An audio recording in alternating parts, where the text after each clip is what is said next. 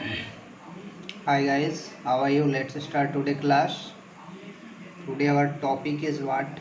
Geometrical meaning of derivative.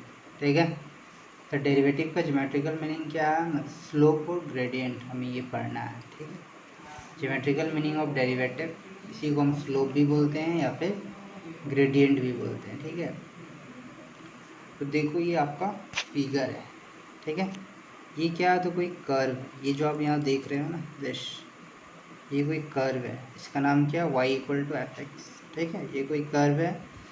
10th पे तो आप पढ़े होगे ना, एक टेंजेंट पढ़े होगे 10th, स्पर्श रेखा हिंदी में बोलते हैं।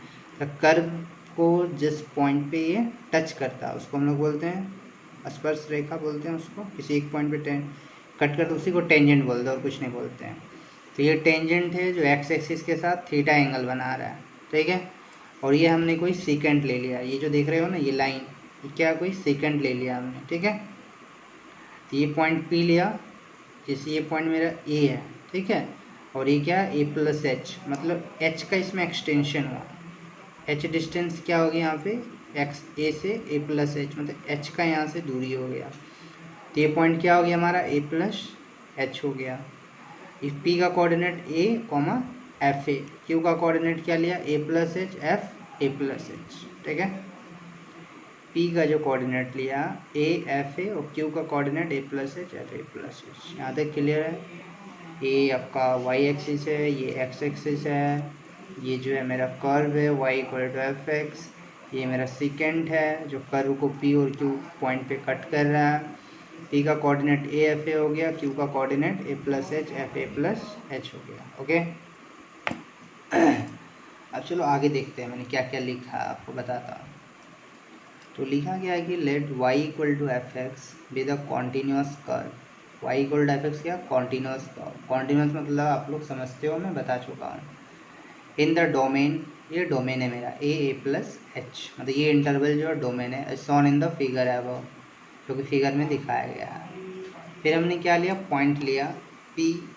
ठीक है, a कॉमा एफ ए और Q A प्लस ए, मतलब वही P और Q का कोऑर्डिनेट गिवन है। Be 2 points on the curve where h is non zero है और एच ग्रेटर देन जीरो, मतलब एच जीरो नहीं होगा और एच पॉजिटिव है, ग्रेटर देन जीरो। ठीक है, then the slope of the second line P q, आपको पता ही होगा अगर स्ट्रेट लाइन पढ़े होगे तो कोई दो पॉइंट के बीच का हम लोग कैसे निकालते हैं? पी का कोऑर्डिनेट मान लो x1 y1 है और क्यू का कोऑर्डिनेट x2 y2 है। इसे मैं रफ करके दिखा रहा हूँ, इससे आपने पढ़ा होगा ना कि जैसे मैं दो पॉइंट ले रहा हूँ। ठीक है, जैसे मान लो यहाँ पे P है और यहाँ पे Q है। P का कोऑर्डिनेट मान लो x1 y1 है। ठीक है, और Q का कोऑर्डिनेट क्या है? x2 y2 है। तो इस दोनों के बीच का इक्वेशन क्या निकालते थे हम लोग? y2 minus y1 upon x2 minus x1 करते थे ना, y2 minus y1 upon x2 minus x1। तो यहाँ भी वही करना है। ठीक है, तो यहाँ भी देखो ना, दो पॉइंट है ना, एक पॉइंट P है, एक पॉइंट Q है। P का कोऑर्डिनेट ए एफ है, Q का coordinate A plus H F A plus H है। तो ये x1 y1 हो गया, ये x2 y2 हो गया। क्या? तो y2 माइनस y1 मतलब एफ ए प्लस एच में से एफ ए को माइनस करेंगे और A प्लस एच में से A को माइनस करेंगे। तो वही यहाँ पे मैंने लिखा है, then the slope of the second line P Q is difference of y coordinates of points by difference of x coordinates of points. तो F A plus H minus F A upon A plus H minus A plus A minus A cancel out हो गया। ठीक है, क्या बचा? F A plus H minus F A upon H. और आपने differentiability भी पढ़ चुकी है, डिफरेंशिएशन में मैंने बताया था ना, फर्स्ट प्रिंसिपल में इसको क्या लिखते थे? D y upon d x. ठीक है, कब लिखते थे? जब लिमिट होता था। तो यहाँ भी थोड़ा सा लिमिट का कंसेप्ट लगाया है कि now as the q approaches to the point p, मतलब क्यू जो है पॉइंट पी में अप्रोच करेगा along h tends to zero, जब h जीरो की ओर जाएगा। And when the point Q coincides with the point P, the limiting position of second line कहाँ जाएगा? h टेंस टू जीरो पे। देखो यहाँ पहले फिगर से समझ लो क्या बोल रहा था कि जब Q जो है वो P पर पहुँच जाएगा, मतलब ये जो लाइन है, ये जो लाइन आप देख रहे हो ना, इसको धीरे धीरे बढ़ाते जाओ बढ़ाते जाओ बढ़ाते जाओ, जब P पर पहुँच जाएगा तो h का वैल्यू क्या हो जाएगा? यही डिस्टेंस ना h है। h कहाँ से यहाँ तक का डिस्टेंस मेरा h है। तो h जब हम जीरो ले लेंगे, मतलब ये लाइन सट, मतलब इस पे सट जाएगा ना, मतलब कोइंसाइड हो जाएगा, एक के ऊपर दूसरा आ जाए उसको कोइंसाइड बोलते हैं। तो ये लाइन जब आज धीरे धीरे आते आते इसके ऊपर आ जाएगा मेरा, तो क्यू मेरा क्या आ जाएगा, पी के ऊपर ही आ जाएगा क्योंकि लाइन एक ही लाइन के ऊपर आ जाएगा। ठीक है, तो जब मेरा क्यू पी पे आएगा, कब आएगा, जब एच टेंस टू 0 हो जाएगा। तो वही चीज़ यहाँ पे लिखा है कि now as q approaches to the point p along h tends to 0 and when the point q coincides with the point P, the limiting position of secant line PQ is a tangent at P।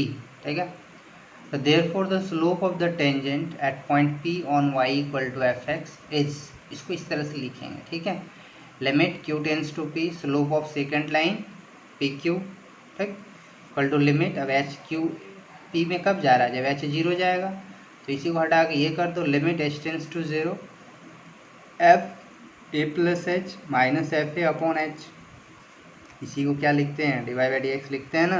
F given होता है, F dash x करते हैं, तो यहाँ पे किस point पे ए पे निकाल रहे हैं, तो एफ डेस ए कर दो। तो वही यहाँ पे लिखा है ना, by definition of derivative at x equal to a on y equal to F x. Clear है, फिर से एक बार देख लो आप, लिमिट एच टेंस टू 0 किया, f A plus H minus F A upon h equal to d Y by D x और F dash a, यही तो डिफ्रेंशिएशन का डेफिनेशन होता है ना आपका।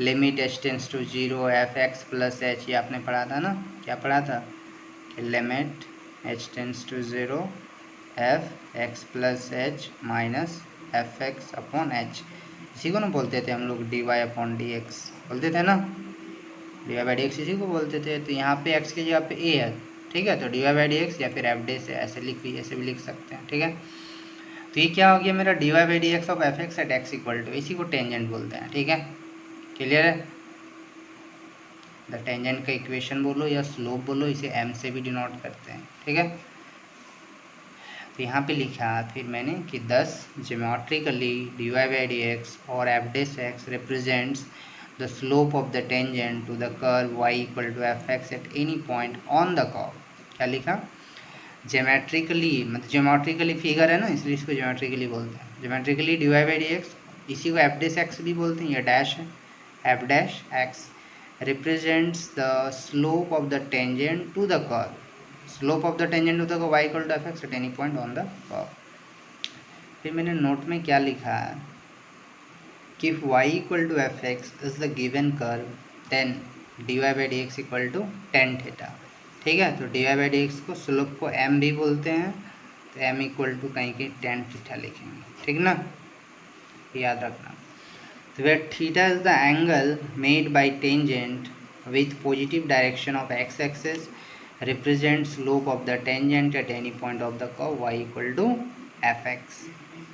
तो जो टेंजेंट था हमारा, आगे जो फिगर था उसमें तो थीटा एंगल बना रहा था ना एक्स एक्सिस के साथ, वही लिखा है कि थीटा क्या होता है यहाँ पे ना, स्लोप टेन थीटा। तो इसी थीटा के बारे में डिस्क्रिप्शन लिख रहा है ये कि where theta is the angle made by tangent with positive direction of x axis represent slope of tangent at any point of the curve y equal to fx। Clear है, next फिर लिखा कि for any particular point x equal to a slope is given by d Y by D x, मतलब different derivative निकालो, जिस point पे बोलेगा x का वो वैल्यू डाल दो, एक्स वन वाई वन बोलेगा तो एक्स वाई की जगह पे वो वैल्यू पुट कर दो।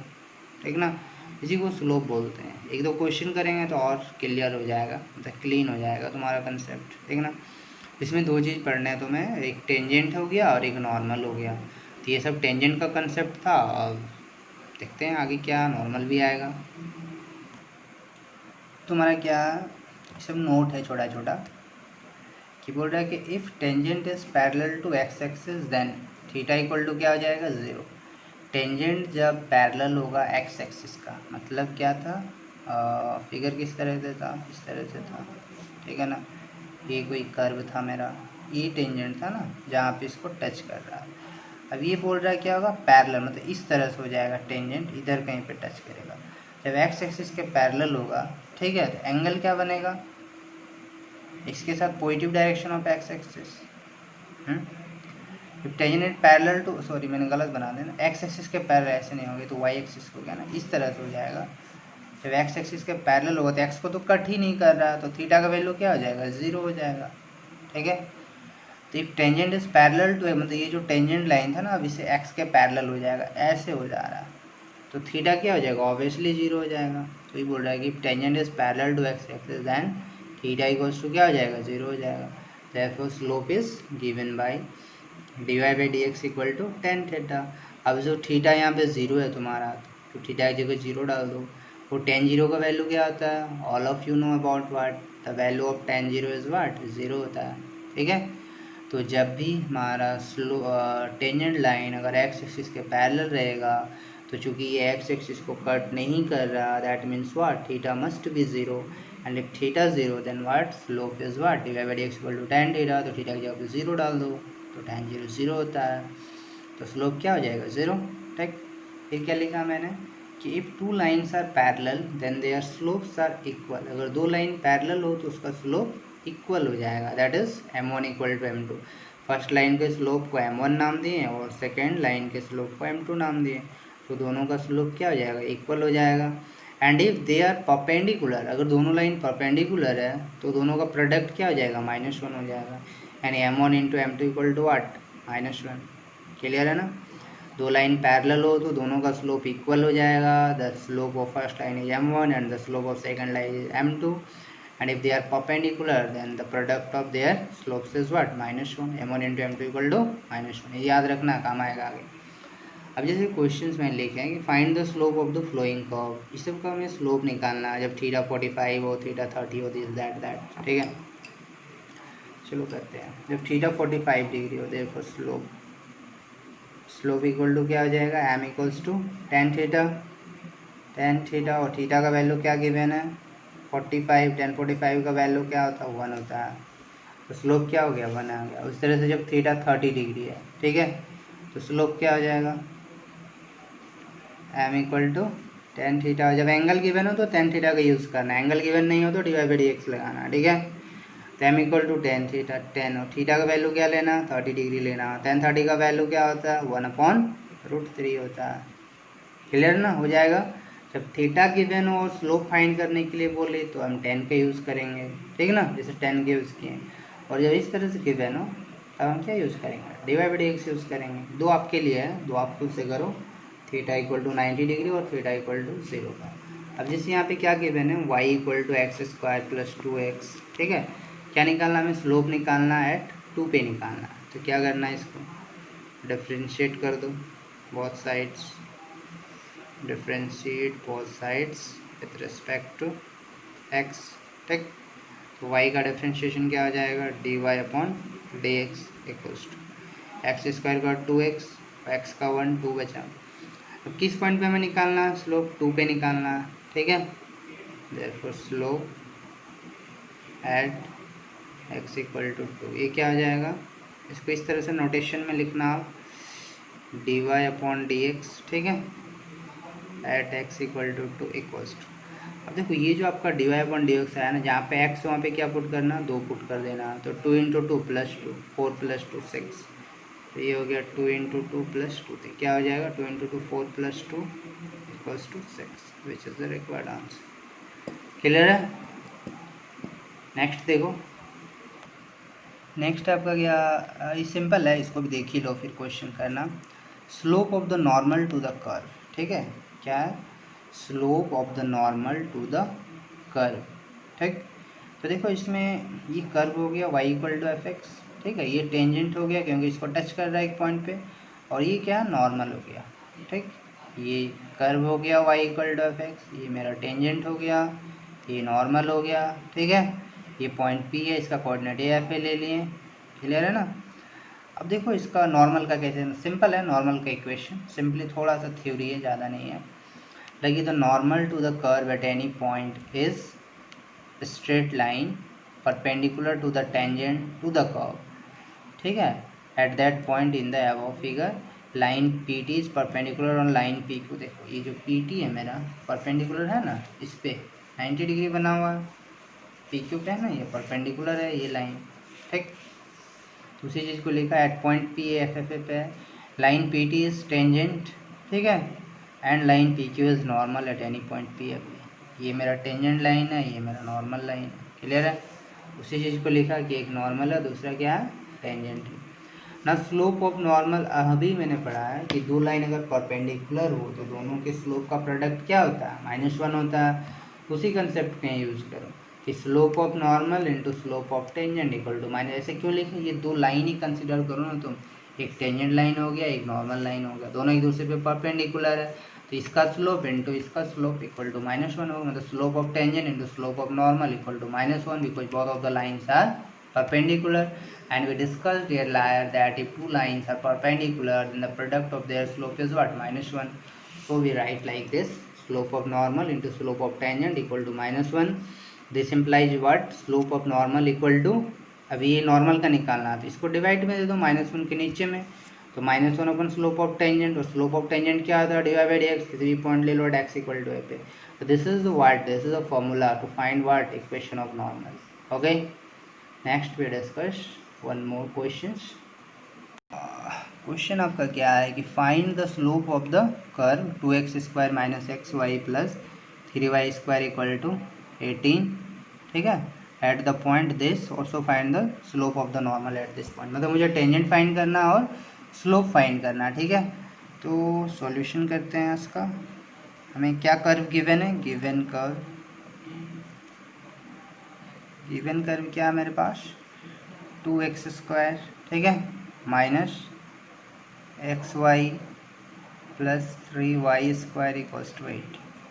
किस पॉइंट पे निकालना, 3, 1 पे निकालना है, ठीक है। अब क्या करना ना, इसको डिफ्रेंशिएट मारो, डिवाइड बाई dx ही तो फाइंड करना है ना, तो डिफ्रेंशिएट बोथ साइड्स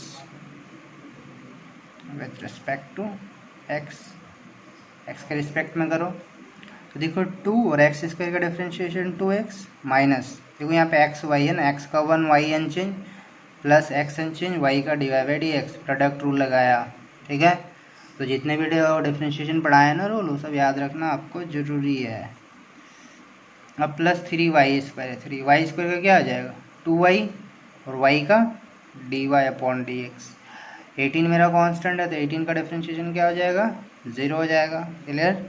ये कितना हो गया, 2 × 2 4x माइनस वाई, फिर ये माइनस इंटू हो जाएगा -x into dy/dx plus 3 × 2 6y into dy/dx equals to 0 हो गया।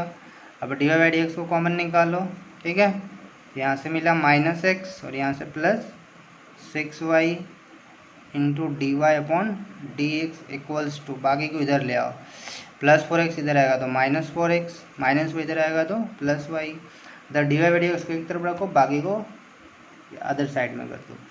यहाँ से dy/dx क्या हो गया, therefore dy/dx equals to -4x plus y, upon में क्या आ जाएगा, -x प्लस 6y। हमें किस पॉइंट पे स्लोप निकालना था, क्वेश्चन पे आ जाओ, 3, 1 पे निकालना था, देयरफॉर dy/dx, यही तो स्लोप है ना, एट 3, 1 पे निकालना। तो x का वैल्यू 3 लेना, y का वैल्यू 1 लेना, तो -4x की जगह पे 3, y की जगह पे 1, -3 प्लस 6 y की जगह पे 1, तो कितना हो गया, -12 प्लस 1, नीचे क्या हो गया, -3 प्लस 6, तो ये हो गया -11/3। ठीक, क्या निकल गया, स्लोप निकल गया किसका, टेंजेंट का, ठीक है।